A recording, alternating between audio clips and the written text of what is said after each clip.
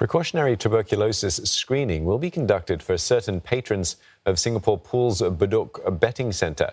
And this after the detection of 2 clusters involving 18 people who spent long durations there. They were diagnosed between February 2015 and October 2020. All patients immediately started treatment after being diagnosed. The Health Ministry says they're not an ongoing risk. The clusters were determined by genetic sequencing and epidemiological investigations. Findings showed the cases did not have any common links, except being frequent visitors at the betting centre. This was over several months and even years. They also spent long durations watching live horse racing at the location. Close contacts of the 18 cases were identified and contacted for screening.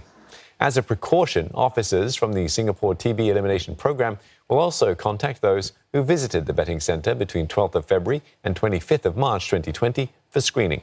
Voluntary screening is being offered to former patrons who spent long durations at the centre between 2018 and 25th of March 2020.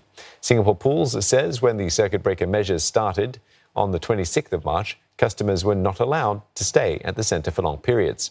The Health Ministry says individuals who did not spend prolonged time there are at a low risk of transmission and screening is not necessary. Singapore Pools has implemented preventive measures at the centre. These include fans to improve airflow. Staff have also been reminded to look out for customers in poor health, especially if they're coughing. It's also looking to install ultraviolet germicidal machines for detection. When CNA visited the betting centre on Wednesday evening, there were a few patrons present. Most were not alarmed by news of the TB cluster. Some say they would take extra precaution.